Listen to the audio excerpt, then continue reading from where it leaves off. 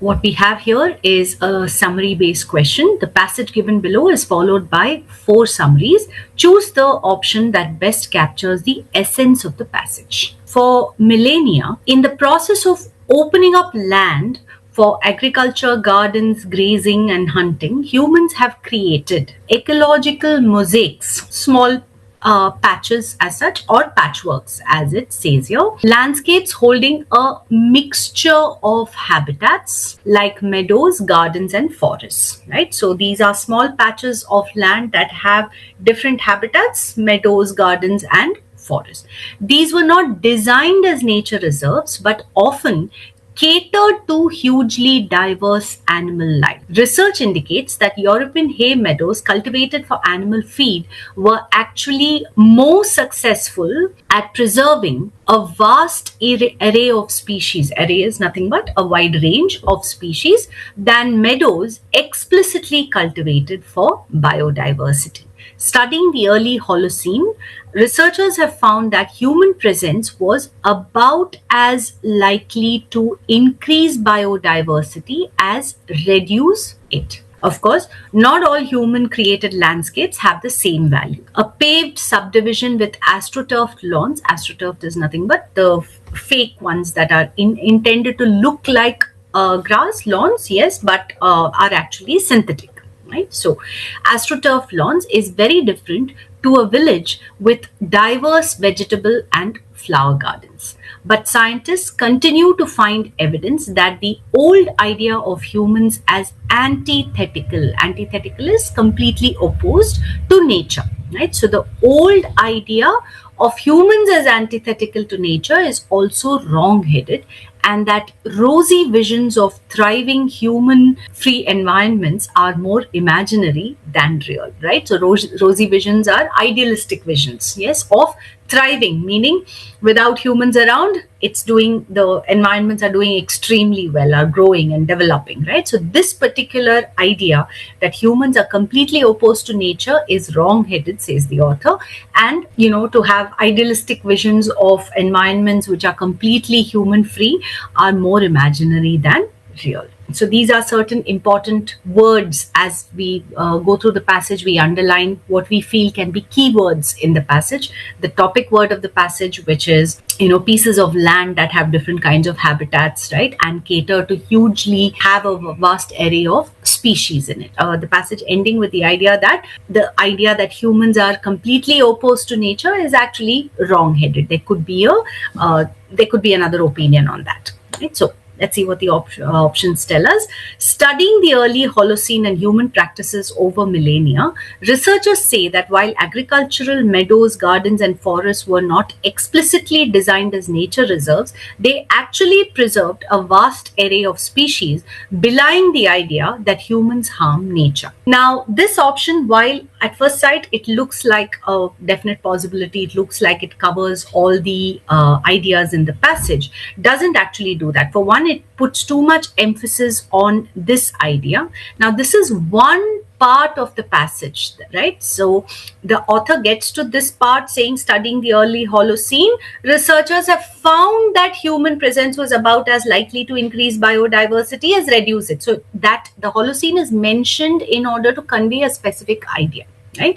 Whereas what option 1 does is it makes it look as though that is the basis of all the findings given in the passage, right? So this actually takes the passage on a tangent, yes, or takes the idea of the passage on a tangent, and at the same time gives too much importance to one idea conveyed in the passage, which is agricultural meadows, gardens, and forests were not explicitly designed as nature reserves, but they preserved a vast array of species. So that's just one idea. Right? So for two reasons: one, that it puts too much emphasis on this part, studying in the early Holocene, and the other, that it is picking on one idea.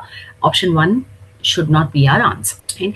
Option 2 says, contrary to the idea, okay, that humans always hurt nature and that it thrives in their absence, a lot of human action across history has been equally likely to increase biodiversity than reduce it, often creating varied ecological landscapes that support a vast array of species. Okay, this seems a lot more likely. For one, it starts out with the idea which the passage ends with, that humans always hurt nature. So contrary to that idea, a lot of human action has actually found to be more likely to increase biodiversity than increase it, often creating vast ecological landscapes. It covers that idea, and it talks about supporting a vast array of species. So 2 looks like a good option. Option 3 says, in terms of preserving biodiversity, scientists are finding increasing evidence that human action is not always antithetical to nature, but often assists the preservation of meadows, landscapes, and flourishing of species, right?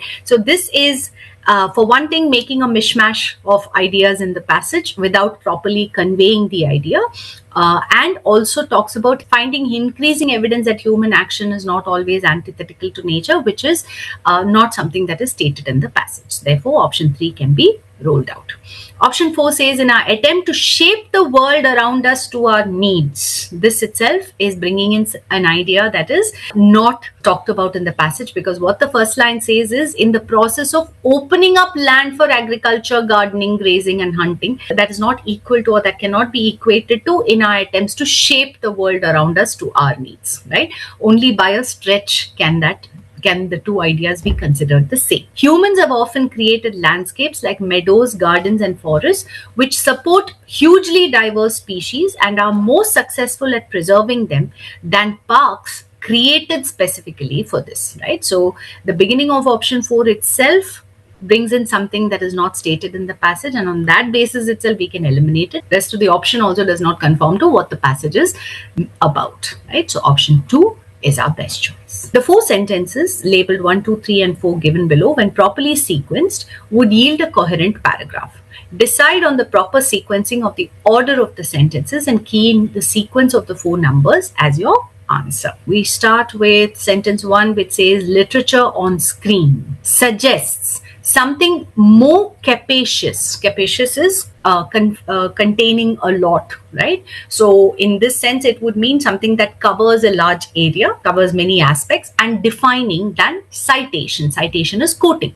The possibility that literary adaptations are at once cinema and literature. So it suggests something more capacious and defining than citation. The possibility that literary adaptations, meaning adapting a book into cinema, right? So they are at once cinema and literature. This looks like a possible introductory sentence. Let's look at sentence 2. Even though a growing number of films eligible for Academy Awards for Best Screenplay based on material from another medium borrow that material from print journalism, franchise characters, television series, comic books, video games, and toys, academic studies of adaptation remain stubbornly attached to literature as cinema's natural progenitor. Now, while as such, this could be a starting sentence too, right?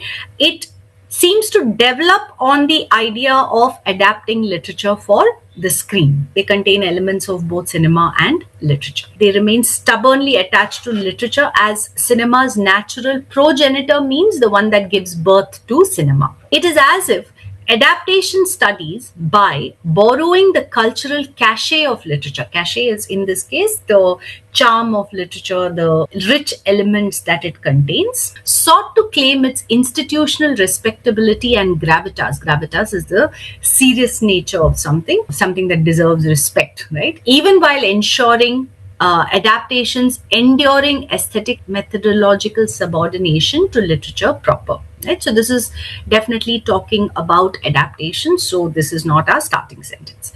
Beneath this contradictory notion of film adaptations as not merely hybrid texts but texts holding dual citizenship in 2 modes of presentation is an even more pervasive legacy that haunts adaptation studies, the assumption that the primary context within which adaptations are to be studied is literature. Right? So since it says this contradictory notion of film adaptations as not merely, is repeating an idea that is already stated in sentence 1.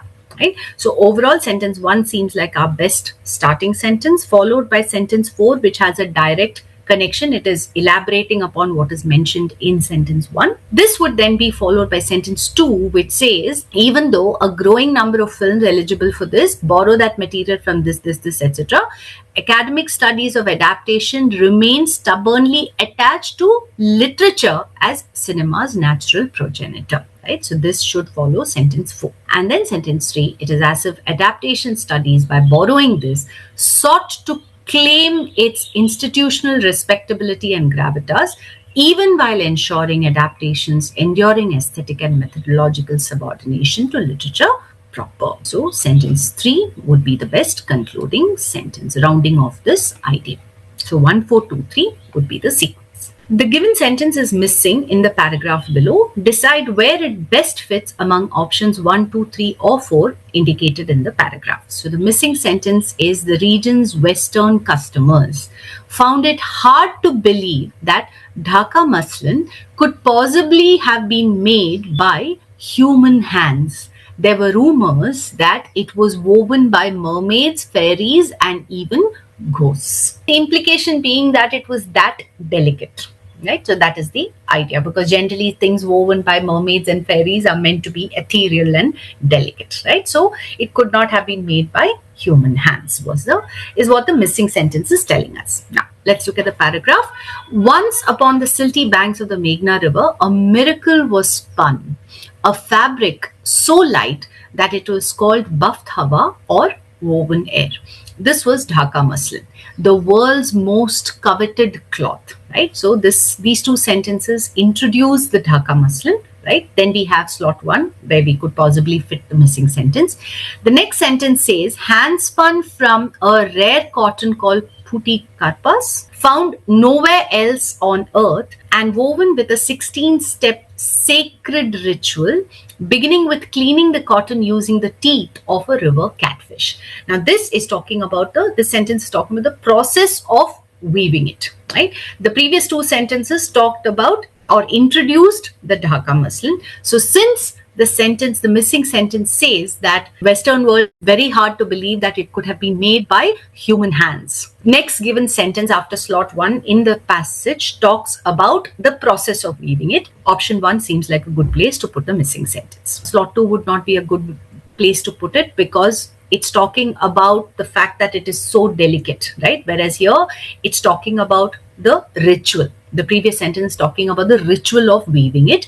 Every spring, the maple-like leaves pushed up through the grey silty soil to produce a single daffodil yellow flower twice a year, which gave way to a snowy floret of cotton fibers. So this is continuing with the process of the actual process of weaving it, right? So it wouldn't fit into slot 3 either. Spun at dawn on boats by sharp-eyed young women, its threads were so fine that the elderly could barely see them, right? So while slot 3 might look like a possibility, it is better in slot 1 because it introduces the Dhaka muslin. The previous sentence talks about how it is the world's most coveted cloth. So that is also a reference to the region's Western customers. So it would be a natural progression to that idea. Right? So that's why better in slot 1 than in slot 3. Motifs of wildflowers, river breeze and soul were etched into, meaning they were formed, created onto, woven into each piece. Some so light a 91-meter bolt could pass through a ring, or 60 feet length fit inside a snuff box. It draped Greek goddesses, Roman nobles, Mughal emperors and European aristocrats. Marie Antoinette, Empress Josephine, even Jane Austen adored its floating grace. Now, this is already talking about how it mentions a few Westerners. It talks about how they all adored it, right? It also shows how it was used in the Western world. So then to say that they found it hard to believe that it could possibly have been made by human hands would be a sort of afterthought. Right, so it is better put at the beginning. So option 1 would be the best choice. Therefore, our answer here would be option 3. We have a question here with a missing sentence. Let's see what the sentence itself says. While taste is related to judgment, with thinkers at the time often writing, for example, about judgments of taste or using the two terms interchangeably, taste retains a vital link to pleasure embodiment and personal specificity that is too often elided is left out in post-Kantian ideas about judgment, a link that Arendt herself was working to restore. Okay, so this is what the sentence tells us. The keywords would be that while taste is related to judgment, that is what is considered good taste and bad taste, with thinkers at that time often writing about judgments of taste or using the two terms interchangeably, right? Taste and judgment. Taste retains a vital link to pleasure, embodiment, and personal specificity, that is differing from person to person, that is too often left out in post-Kantian reference to Kant here, his ideas about judgment, a link that Arendt herself was working to restore. She's trying to bring it back, is the idea. Now, would this work as our introductory sentence? Because that's where we have slot 1. What does the next given sentence say? Denneny focused on taste rather than judgment in order to highlight what he believed was a crucial but neglected historical change. The last part of the given sentence says that Arendt herself was working to restore. The given sentence, the missing sentence, talks about while it is related to judgments of taste, or using the two terms interchangeably. It's talking about using the two terms interchangeably. Whereas the second sentence is talking about focused on this rather than judgment. So the two things are being separated there, right? So that's why it wouldn't work as an introductory sentence. We have slot 2, right? Can it be put here? The next sentence says, over the course of the 17th century and early 18th century across Western Europe, the word taste took on a new extension of meaning, no longer referring specifically to gustatory. Gustatory is, well, having to do with food, right? The pleasures of food and the delights of the palate. Palate is nothing but a reference to our taste buds, right?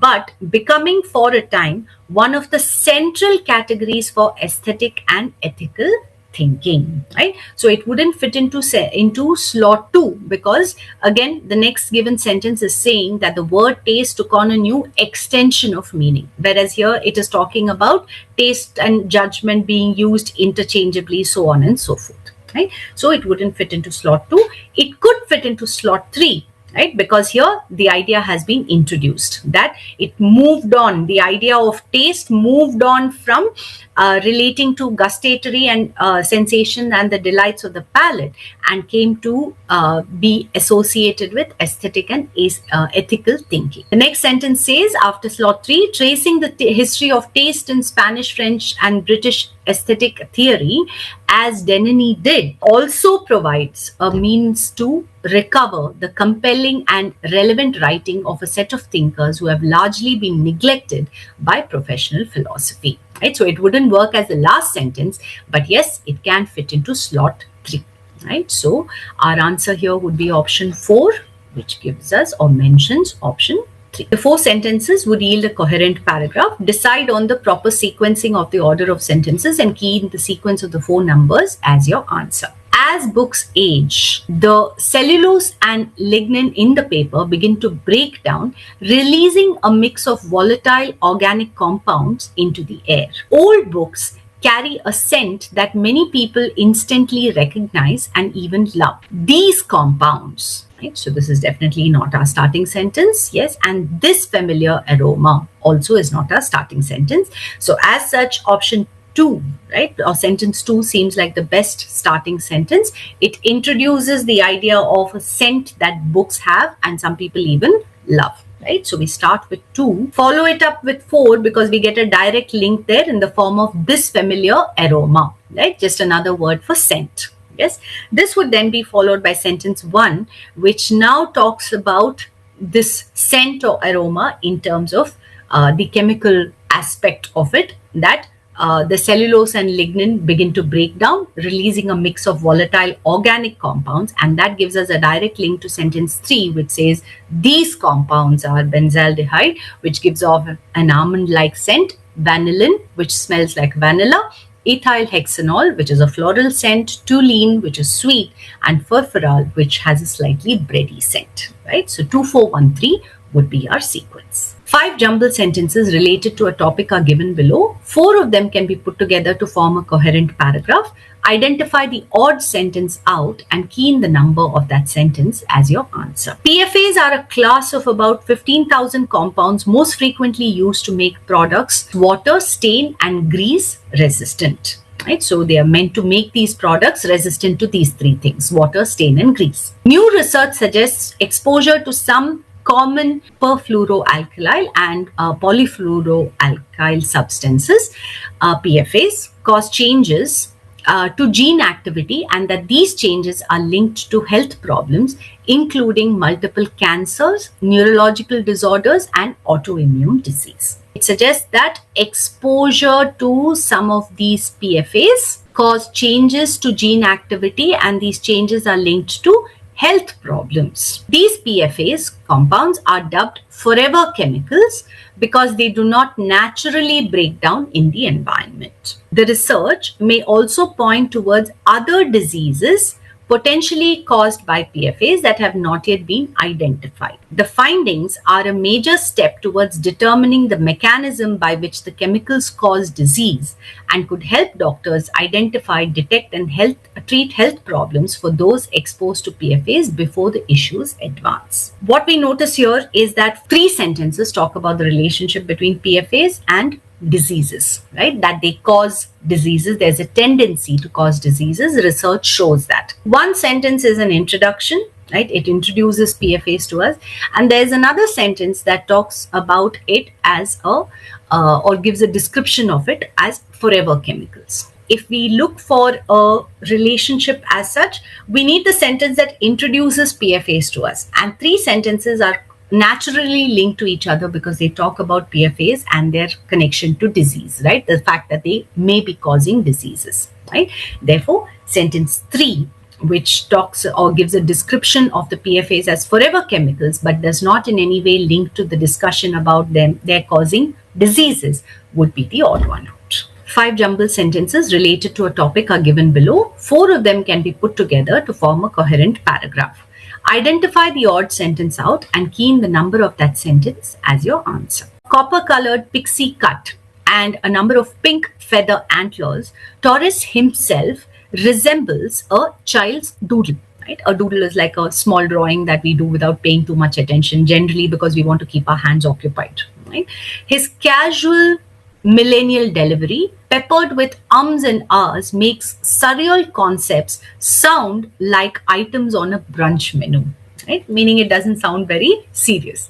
Though he may have failed so far in his color scouting mission, he hasn't yet found a new one, he admits. This hour leaves you tickled pink. Tickled pink is an idiom which means it leaves you laughing, right? You find it very funny. Like his previous show, My Favorite Shapes, this is an hour of sit-down comedy aided by an overhead camera which relates Taurus's theories, illustrated with crayon squiggles onto a screen behind him. His inquisitive mind produces interconnected ideas about Catholicism, the blandness of Pixar, and what orange sounds like, while his insights train us to spot highly purple behavior. Now, this set of sentences that we have here talks about Taurus, right? A person. It also seems to talk about a certain show, yes, which is mentioned in 2 or 3 of the sentences. Now, which one would be the odd word out here? The first sentence introduces Taurus, right? So that could be relevant. Sentence 2 talks about his casual millennial delivery, right? Makes surreal concepts sound like items on a brunch menu, appears to be a reference to the show and what he does on it. Though he may have failed so far in his color scouting mission. Now, this seems to bring in something that is not indicated in the other sentences or is not referred to in the other sentences.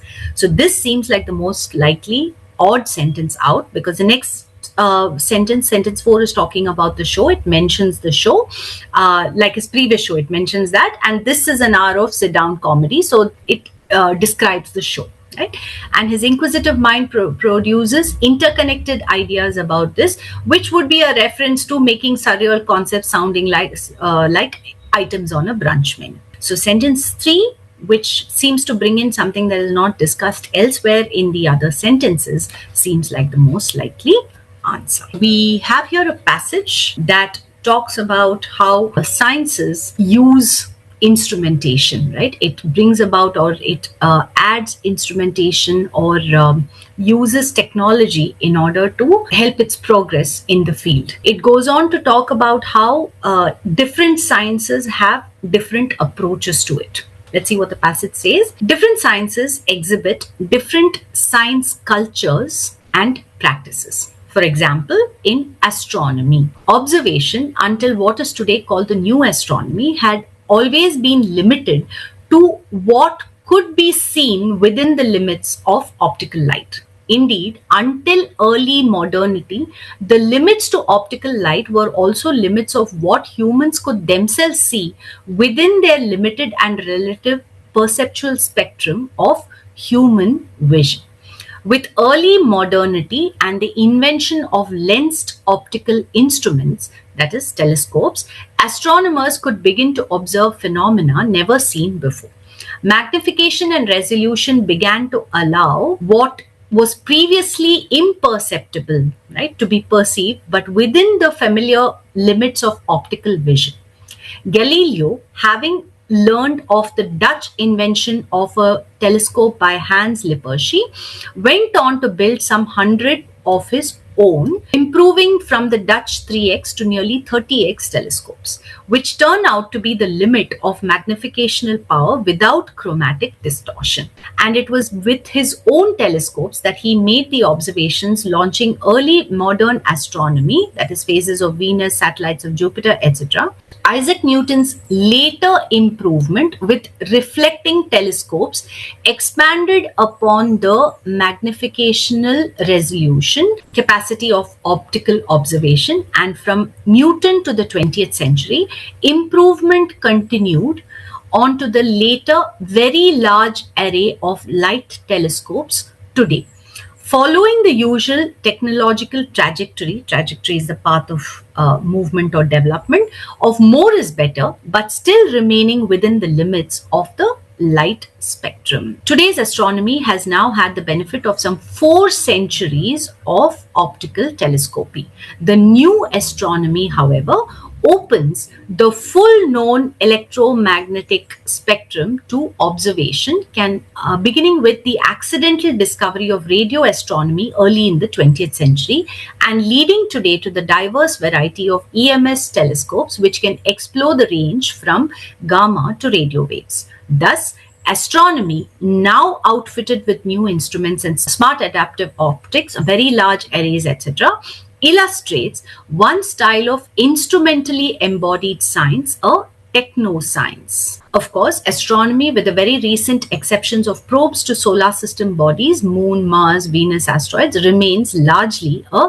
receptive science dependent upon instrumentation which can detect and receive emissions. Right? So this paragraph talks about how astronomy is a highly instrumentalized techno-science where scientific progress relies entirely on continuous improvements in instrumentation rather than relying solely on human vision, right? So the first part of the paragraph talks about how perception or human observation developed, right? Referring to Galileo, Newton, and their work with developing telescopes. Yes.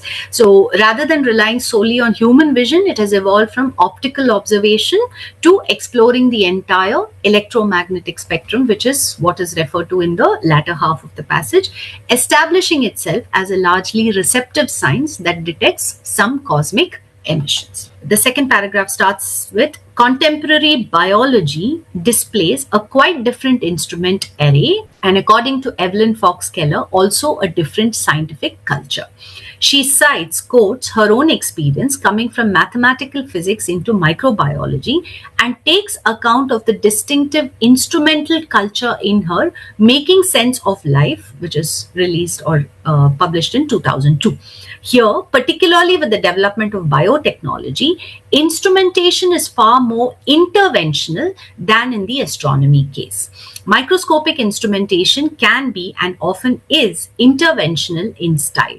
Gene splicing and other techniques of biotechnology, while still in their infancy, are clearly part of the interventional trajectory of biological instrumentation. Yet, in both disciplines, the sciences involved are today highly instrumentalized and could not progress successfully without constant improvements upon the respective instrumental trajectories. So, minimalistically, one may conclude that the sciences are technologically, instrumentally embodied, but the styles of embodiment differ, and perhaps the last of the scientific disciplines to move into such technological embodiment is mathematics, which only contemporarily has come to rely more and more upon the computational machinery now in common use. Right? So this paragraph talks about how modern sciences rely heavily on technological instrumentation, but their approaches differ. Astronomy uses passive receptive tools, while biology employs highly interventional tools like one of the examples given is gene splicing to manipulate subjects. Ultimately, scientific progress in all disciplines depends upon continual advancements in their respective tools, with even mathematics recently adopting this technical embodiment. All of the following statements may be rejected as valid inferences except, right? So if the sentence says all of them may be rejected as valid inferences, except we are looking for the one statement that could be a valid inference from the passage. Option 1 says the advances in telescopy made by Newton with reflecting telescopes allowed early modern astronomers to observe the faces of Venus and the satellites of Jupiter. This in paragraph 1 is mentioned in with reference to Galileo and not with reference to Newton. So this is not a valid reference from the passage. The author distinguishes between the receptive and interventionist uses of instruments in the sciences by comparing astronomy and biology respectively. Yes, this is something that can be inferred from the passage. The author does distinguish between the two. Let's put that on hold. Isaac Newton's experiments with reflecting telescopes were the earliest versions of the new astronomy referred to in the passage. The new astronomy telescopes open up the full known electromagnetic spectrum to observation, and this is not mentioned as being done by Newton. So this is also not a valid inference from the passage. Interventionist instruments or instruments that intervene directly in scientific inquiry are different from embodied instruments or instruments that embody scientific inquiry. Now this is something that is referred to towards the end of the second paragraph, right? What it says is interventionist instruments used in microbiology are also embodied, but the styles differ is what the author says, right? So option 4 is also not a valid inference. Option 2 is the only one that we can validly infer from the passage. To which one of the following instruments would the characterizations of instruments in the passage be least applicable? The instruments in the passage are described as receptive. Right? So astronomy is described as a receptive science dependent upon instrumentation which can detect and receive emissions, right? So there's information that to be gained through the instruments, yes, and based upon that, it would help in developing ideas, right? Now, when it comes to microbiology, right, the reference or rather the passage calls it interventional in style and mentions gene splicing and other techniques of biotechnology. Right? So this is interventional, meaning it involves using the instruments to do something or the other, right? So when we talk about, so which one of these would it be least applicable to? One is a kitchen oven, right? So this would apply to the descriptions in the passage being used as, falling into the category of interventional, right? Then we have the milestone. Now, the milestone doesn't do anything. It only marks the distance, right? So it does not receive information, right? Nor does it take any steps to do something, right? So this would be our answer. We have the saxophone, yes, which is receptive as such. And then we have the scalpel, which will again be interventional, right? So option 2 would be our answer. None of the following statements, if true, contradicts the arguments in the passage except, right? So none of them contradict except. So there is one that contradicts the passage. So Like telescopy, microscopy has also sought to move beyond the visible spectrum to be able to detect objects that are invisible in that spectrum. Right? So says this. Now, this is something that does not contradict the passage, right? Because just like in one scientific field, in another also, instruments have been designed to move beyond the visible spectrum, right? So that's what the first paragraph tells us. So this does not contradict the passage. Some scientific instruments may be classified as both receptive and interventional in their functions, is something that we can infer from the passage based upon the information that is provided. Isaac Newton's discovery of gravity was accomplished without the help of instruments. Now, according to the passage, at the time of Galileo and Newton, the instruments were just being developed. So from that, we can infer that probably the discovery of gravity was accomplished without the help of instruments. Option 4 says, because of the relatively recent entry of computational machinery in mathematics, the field is only now beginning to develop a scientific culture. This is distorting what is stated in the passage. What the end of the second paragraph says is, so minimalistically, one may conclude that the sciences are technologically, instrumentally embodied, but the styles of embodiment differ, and perhaps the last of the scientific disciplines to move into such technical embodiment is mathematics, which only contemporarily has come to rely more and more upon the computational machinery now in common use, right?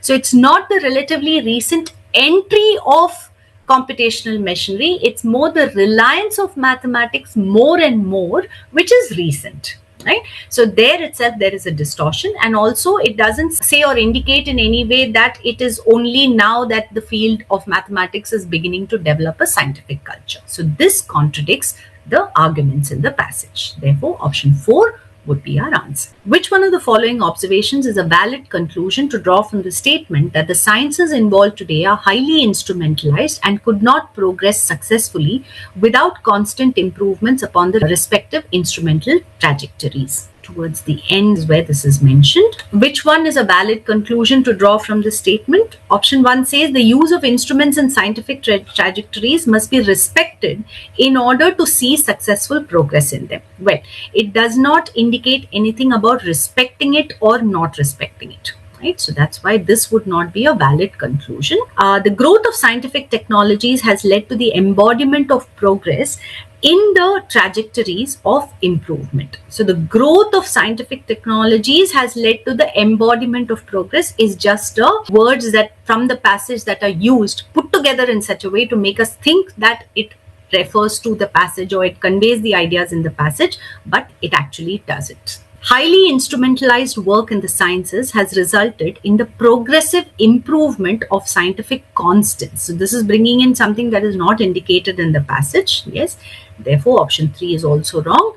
In both astronomy and microbiology, progress has been the consequence of improvements in the instruments they use. The passage is talking about how instruments are used in various sciences, right? And the first paragraph talks mostly about astronomy. The second paragraph brings in microbiology and ultimately talks about maths also, mathematics also. What is being talked about is that these sciences are now dependent upon these instruments for the large part of the development, the progress, the improvements are made through this instrumentation. Right? So option 4 is a valid conclusion. We have your passage that talks about the position or the part played by literary descriptions in understanding a place and therefore the human condition also. It talks about how literature and the literary description of a place can give us valuable insights, and bringing in information from different branches of arts and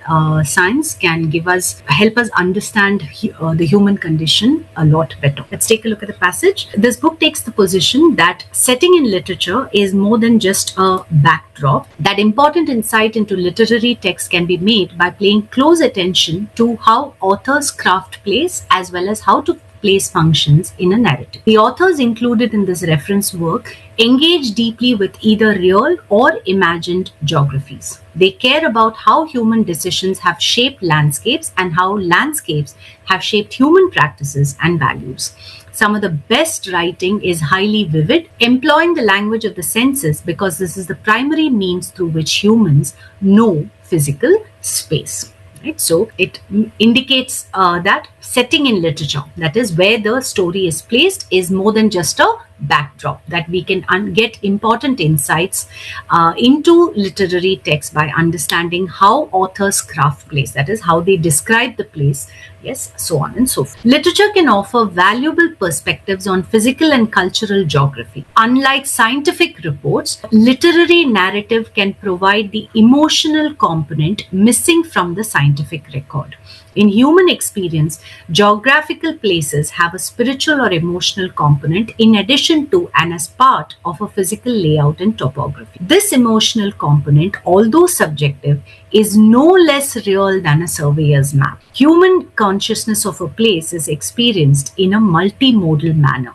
Histories of places live on in many forms, one of which is human memory or imagination. Right? So this talks about how the emotional component provides a lot more perspective, understanding into a place. Yes, and we experience it in different ways, and through our memory or imagination, the history of a place lives on. Both real and imaginary landscapes provide insight into the human experience of a place. The pursuit of such a topic speaks to the valuable knowledge produced from bridging disciplines and combining material from both the arts and sciences to better understand the human condition.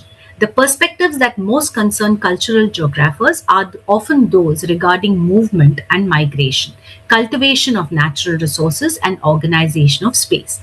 The latter two reflect concerns of the built environment, a topic shared with the field of architectural study. Many of these concerns are also reflected in work sociologists do. Scholars from literary studies can contribute an aesthetic dimension to what might otherwise be purely ideological approach. So this paragraph talks about how bringing in perspectives from different disciplines helps us understand the human condition much better. Literature can bring together material that spans different branches of science. For example, a literary description of a place may involve not only the environment and geography, but also the noises and quality of light, or how people from different races or classes can experience the same place in different ways linked to those racial or class disparities. Disparities are differences. Literary text can also account for the way in which absence of other people, animals, and so on affects a human observer or inhabitant. Both literary and scientific approaches to place are necessary, working in unison, that is, working together, to achieve a complete record of an environment. It is important to note that the interdisciplinary nature of this work teaches us that landscapes are not static, that they are not unchanged by human culture.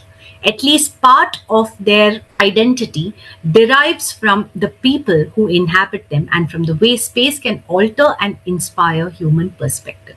The intersection of scientific and literary expression that happens in the study of literary geography is of prime importance due to the complexity of the personal and political ways that humans experience place. In the last paragraph, the author talks about how literature and science must work in unison. They must work together in order to fully record and understand an environment. While science measures physical features, literature captures the personal, cultural, and political ways in which humans experience and shape a landscape. The first question says, which of the following is not true of the argument in the second paragraph? Paragraph 2, in which the author talks about how literature also can provide the emotional component which is missing from a scientific record, right? It talks about how we experience things in a multimodal manner and how histories of a place can live on in the human memory or imagination. Option 1 says the emotional and spiritual experience of a place can replace a surveyor's map. Now, this directly contradicts the third sentence of the paragraph, which says in human experience, geographical places have a spiritual and emotional component in addition to and as part of that. This emotional component, although subjective, is no less real than a surveyor's map. The fourth sentence, right?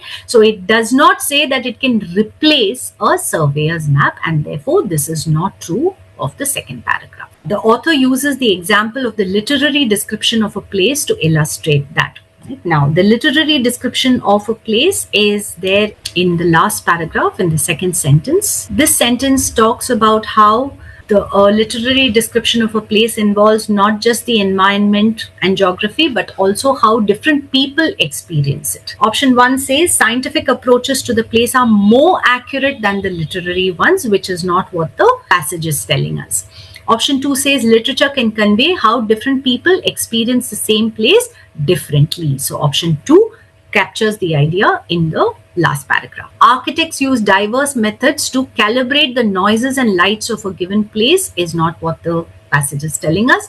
And the absence of other people, animals, and so on in a place can profoundly affect its inhabitants, again, is not what the example is telling us. Which one of the following is a valid conclusion to draw from the author's statement that the pursuit of such a topic speaks to the valuable knowledge produced from bridging disciplines. Bridging disciplines is covering the gap between disciplines or bringing in information from different disciplines and combining material from both the arts and the sciences to better understand the human condition. This is something that is mentioned in the last but one paragraph or the third paragraph. A comprehensive understanding of the valuable knowledge produced by the arts and sciences can best be achieved by studying the human condition. This sort of inverts the logic of the sentence. Yes, so this is not our answer. Option 2 says a comprehensive bridging of the human condition can best be achieved by a disciplined pursuit of human understanding. Again, this is not what that sentence is indicating. The literary descriptions of the emotions we experience in the places we visit can contribute to our understanding of the arts and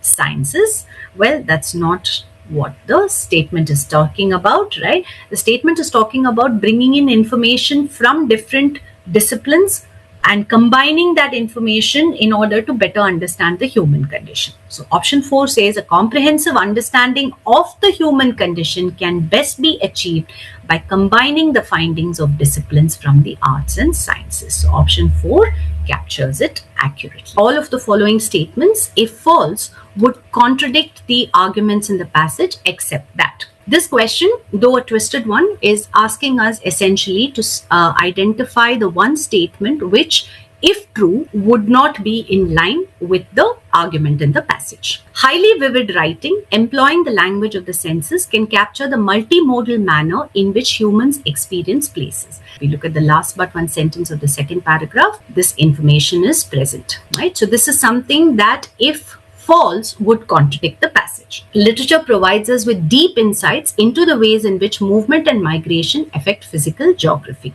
This information is present in the third paragraph, is the perspectives, etc., of often those regarding movement and migration. So this is something which, if false, would contradict the passage. Humans do not interact with places in subjective emotional ways because places are only physical topography. Well, this is a contradiction of the passage as such, right? So this is our answer. And option 4 says descriptions of places do not need satellite imagery or other visual aids to give a real sense of the place. Now, this is something that is indicated in the second paragraph when it talks about being no less real than a surveyor's map. So this information is also in line with the passage, and if it is false, it would contradict the passage. So 3 statements, if false, would contradict the passage.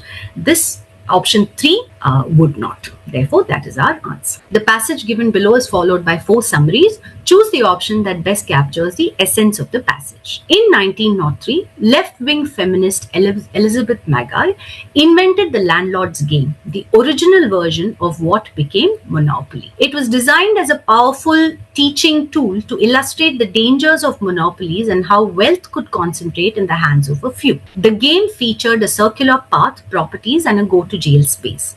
Mackay created 2 rule sets, one monopolist version where players crushed opponents through accumulation, and another, more radical prosperity version where everyone shared in the wealth, promoting fairness and equity. Years later, unemployed Charles Darrow sold a simplified version to Parker Brothers. They paid Mackay only $500 for her patent without royalties and credited Darrow as the sole inventor. For decades, His tale of inventing the game in his basement remained the official story, while Megai's name and her original anti-capitalist message were left in the shadows, meaning they were left unknown.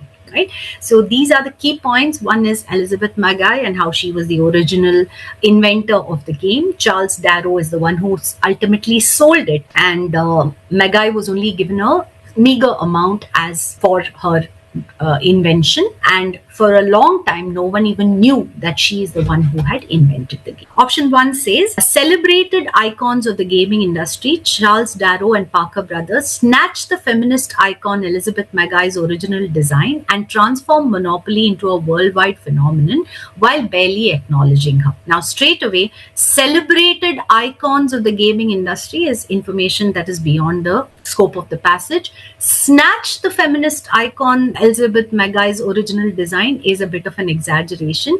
Yes, they did appropriate it and did not give her credit for it, right, and paid her a very small sum for it. But to say that they snatched it would imply that she was not given any sort of compensation, which is not true according to the passage. Only one version of Monopoly became famous because of Charles Darrow's relentless basement work. This is an exaggeration. Carefully refining Elizabeth Magai's original idea into an engaging and entertaining pastime that he successfully painted and sold, symbolizing what many regarded as the ultimate triumph of individual ingenuity, brings in a lot of information that is not indicated in the passage, right? All the words that I have underlined. Parker Brothers' capitalist intent led them to acquiring from Charles Darrow a simplified version of Elizabeth Magai's original game, transforming it into a widespread commercial success while providing her only minimal financial compensation and granting scant public recognition. Right? Forget scant, very little, right? There was no public recognition for a long time. They didn't know. People did not know who the original inventor was, right? Also, to talk about capitalist intent is bringing in information that is not there in the passage. So options 1, 2 and 3 all exaggerate the passage and distort the passage. Option 4 says it is ironical that a left-wing feminist lost credit for the landlord's game to an unemployed man who plagiarized without permission and sold one version of the twin game to the Parker brothers for a meager sum, denying her royalties. Yes, so this is the best option of the lot. We have here a book that talks about artificial intelligence and how we are both victims and beneficiaries of this particular technology. It goes on to talk about how the proposed intention of artificial intelligence is something, but there may be deeper motives behind. So let's see what the passage says. In my book Searches, I chronicle how big technology companies have exploited human language for their gain. We let this happen, I argue, because we also benefit somewhat from using the products. It's a dynamic that makes us complicit, meaning the blame is equally applicable to us for big tech's accumulation of wealth and power. We are both victims and beneficiaries. I describe this complicity, but I also enact it through my own internet archives, my Google searches, my Amazon product reviews, and yes, my ChatGPT dialogues. That is, we are both victims and beneficiaries in the sense I talk about it, right? I describe the complicity, I talk about how we are also to blame. But I am also part of it, yes, because through my internet archive, whatever I archive, whatever I search for the product reviews, etc., through all of these things, I am adding to it, is what the author says in the first paragraph. People often describe chatbots' textual output as bland or generic, the linguistic equivalent of a beige office building. Beige is a color that is generally used to describe something that is, as it says in the same line, bland. Right? It doesn't have any proper color. At the same time, it doesn't have the purity of white. OpenAI's products are built to sound like a colleague, as OpenAI puts it, using language that coming from a person would sound polite, empathetic, kind, rationally optimistic, and engaging, among other qualities. OpenAI describes these strategies as helping its products seem professional and approachable. This appears to be bound up with making us feel safe. So it talks about the language that is used on purpose in order to achieve a certain purpose, which is making people trust it. Trust is a challenge for artificial intelligence companies, partly because their products regularly produce falsehoods and reify sexist, racist, US-centric cultural norms. While the companies are working on these problems, they persist. OpenAI found that its latest systems generate errors at a higher rate than its previous system. In the book, I wrote about the inaccuracies and biases and also demonstrated them with the products. When I prompted Microsoft Bing's image creator to produce a picture of engineers and space explorers, it gave me an entirely male cast of characters. When my father asked ChatGPT to edit his writing, it changed his perfectly correct Indian English into American English. Those weren't flukes. Research suggests that both tendencies are widespread. Right? So in this paragraph, the author gives examples of how OpenAI there are certain inaccuracies, there are certain errors, and goes on to give us examples. In my own ChatGPT dialogues, I wanted to enact how the product's veneer is facade or the appearance of collegial neutrality, could lull us into absorbing false or biased responses without much critical engagement. Over time, ChatGPT seemed to be guiding me to write a more positive book about big tech, including editing my description of OpenAI CEO Sam Altman to call him a visionary and a pragmatist, someone who is very practical. I'm not aware of research on whether ChatGPT tends to favor big tech, OpenAI, or Altman, and I can only guess why it seemed that way in our conversation. OpenAI explicitly states that its products shouldn't attempt to influence users' thinking. When I asked ChatGPT about some of the issues, it blamed biases in its training data, though I suspect my arguably leading questions played a role too. Leading questions are the ones that are framed in such a way that they give us the answers that we want. When I queried ChatGPT about its rhetoric, it responded, "The way I communicate is designed to foster trust and confidence in my responses, which can be both helpful and potentially misleading." What it is supposed to be and what it actually does can be two different things. OpenAI has its own goals, of course. Among them, it emphasizes wanting to build AI that benefits all of humanity. But while the company is controlled by a non-profit with that mission, its funders still seek a return on their investment. That will presumably require getting people to using products such as ChatGPT even more than they already are, a goal that's easier to accomplish if people see those products as trustworthy collaborators, which is why trust is something that AI companies need, but is also a challenge for them. On the basis of the purpose of the examples in the passage, pick the odd one out from the following AI generated responses mentioned in the passage. So the examples are mainly given in the second paragraph. Now, which one would be the odd word out? When I queried ChatGPT about its rhetoric, it responded, "The way I communicate is designed to foster trust and confidence in my responses, which can be both helpful and potentially misleading." So this is not an example that is given to indicate how there are certain errors and flaws, right, in the responses. Yes, so that's why option 1 would be our answer.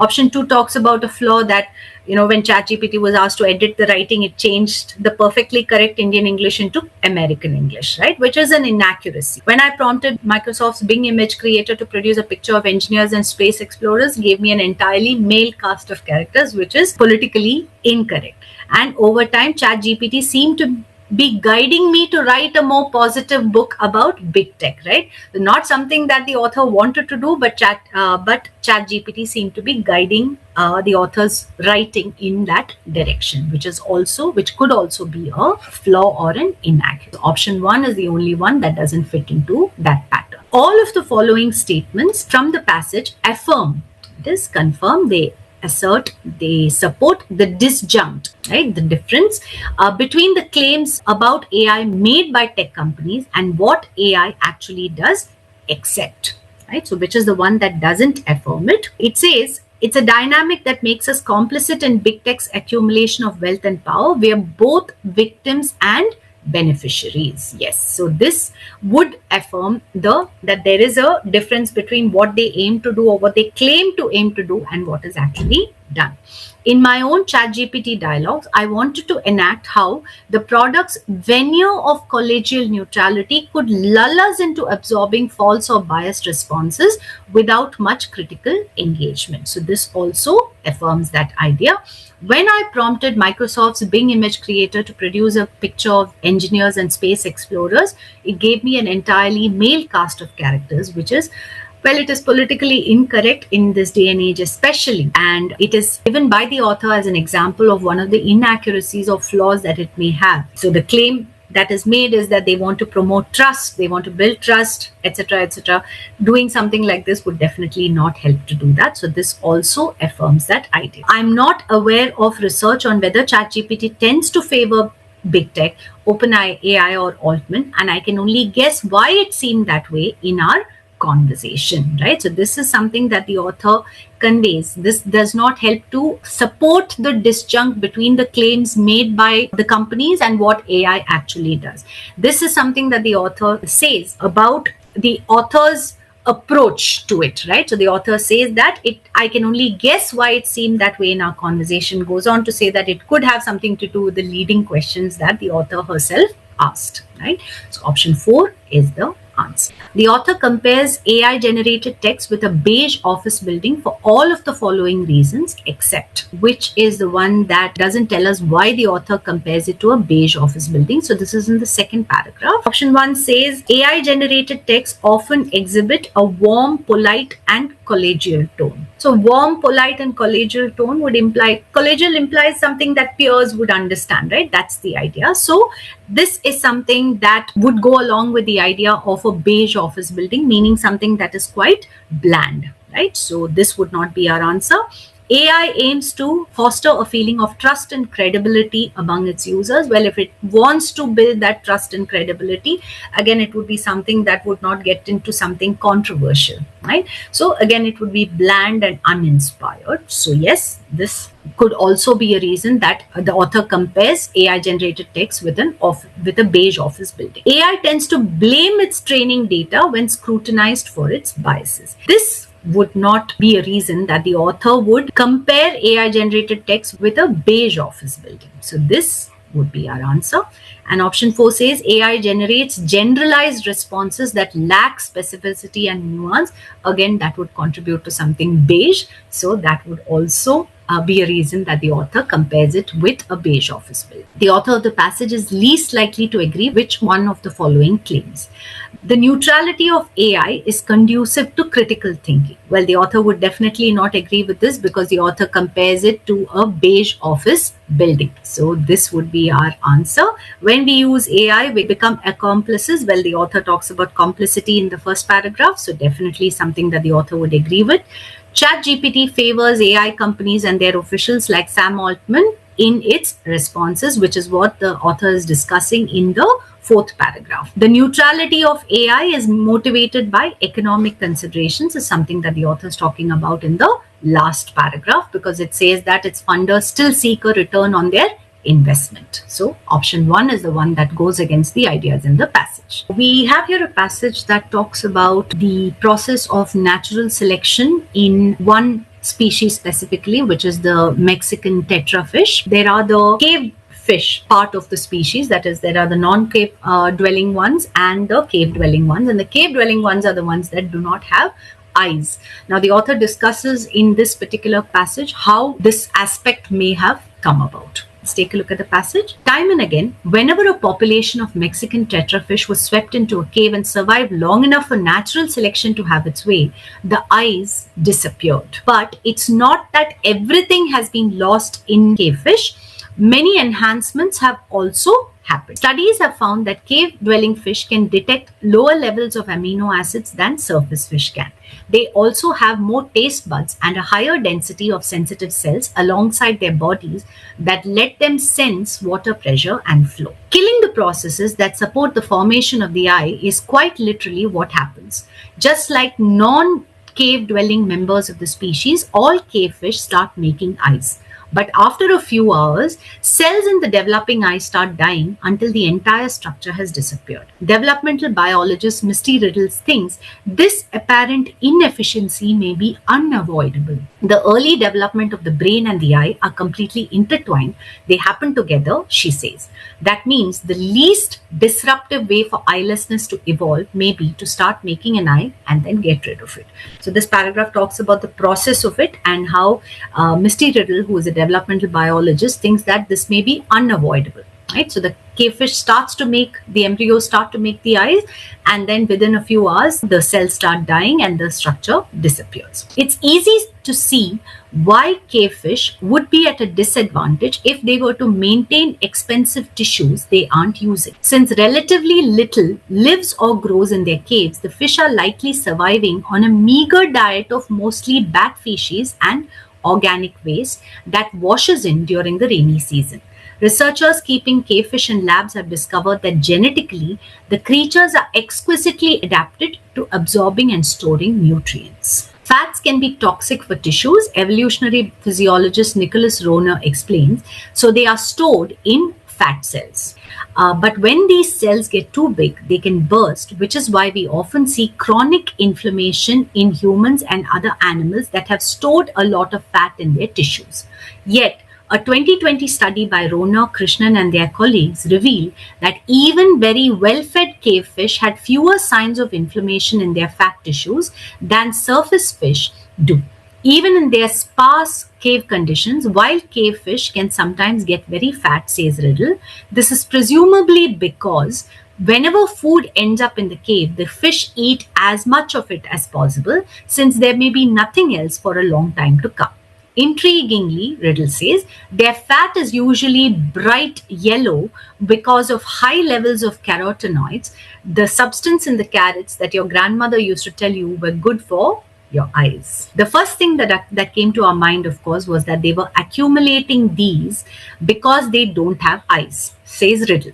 In this species, such ideas can be tested. Scientists can cross surface fish with eyes and cavefish without eyes and look at what their offspring are like. When that's done, Riddle says, researchers see no link between eye presence or size and the accumulation of carotenoids.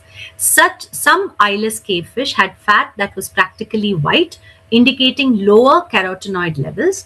Instead, Riddle thinks that these carotenoids may be another adaptation to suppress inflammation, which might be important in the wild, as cavefish are likely overeating whenever food arrives. Which one of the following results for the cross between surface fish with eyes and cavefish without eyes would invalidate Riddle's inference from the experiment? So Riddle's experiment was to find out whether they were accumulating the fat carotenoids because they don't have eyes. Which one would invalidate Riddle's inference? So what was the inference that was made when they crossed the cavefish with eyes and the cavefish without eyes?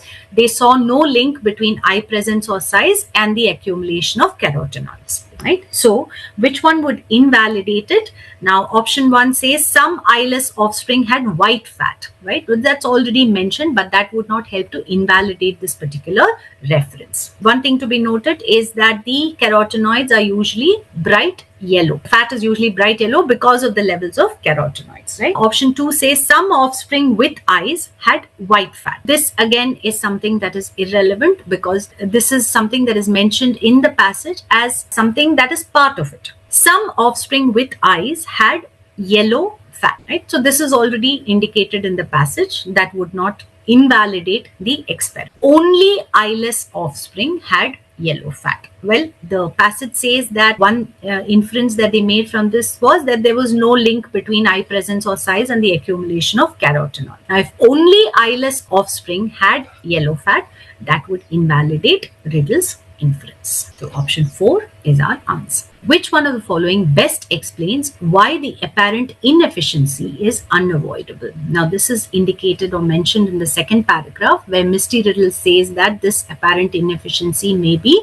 unavoidable. Option 1 says Mexican tetra cavefish are similar to non-cave dwelling variants in their early stages of development. This would help explain why the apparent inefficiency is unavoidable, because initially they are both the same. But what does the paragraph go on to talk about? It goes on to talk about how all the embryos start out the same. They all start out to make the eyes, but when it comes to the cave dwelling fish, in a few hours the cells die and then the eye disappears completely. So option 1 would explain it. Option 2 says the caves have poor and inconsistent availability of food and nutrition for Mexican tetra cavefish. Well, that goes on to that is for one thing mentioned in the next paragraph, where the author says it is easy to see why they would be at a disadvantage if they were to maintain expensive tissues they aren't using. So this is mentioned in order to explain that idea. Option 3 says the lack of light in the caves kills the eye cells in the developing Mexican tetra cavefish embryo. This doesn't help explain why the apparent inefficiency is unavoidable. That's not what is mentioned in the paragraph. The inefficiency resulting from eyelessness is compensated by enhancements like more taste buds in Mexican tetra cavefish, which is information that is provided in the first paragraph, but that doesn't help explain why the apparent inefficiency is unavoidable. All the following statements from the passage describe adaptation in Mexican tetra cavefish except. Option 1 says, since relatively little lives or grows in their caves, the fish are likely surviving on a meager diet of mostly bat species and organic waste that washes in during the rainy season, right? So this helps to explain the adaptation, right? Because if they get very little food, then they don't want to maintain tissues that they aren't using, which would be the eye. Even in their sparse cave conditions, wild cavefish can sometimes get very fat. Remember, Riddle, one of the inferences or conclusions that he came to is that these carotenoids may be another adaptation to suppress inflammation, right? So that is something that is indicated in the passage. It's easy to see why cavefish would be at a disadvantage if they were to maintain expensive tissues they weren't using. So this also talks about the adaptation that could be made by the Mexican tetra cavefish. But when these cells get too big, they can burst, which is why we often see chronic inflammation in humans and other animals that have stored a lot of fat in their tissues. Does not talk about an adaptation that has been made by the Mexican tetra cavefish. That is our answer. On the basis of the information in the passage, what is the most likely function of carotenoids in Mexican tetra cavefish? Option 1 says to render bright yellow color to the cavefish, right? This is not the function that is indicated in the passage. To act as a substitute for eyes. Well, again, the carotenoids are not meant to be a substitute for eyes. To control inflammation from the bursting of fat cells, right? So that is what is mentioned or indicated in the last paragraph. To help the fat cells store nutrients is not indicated in the passage. So option 3 would be our answer.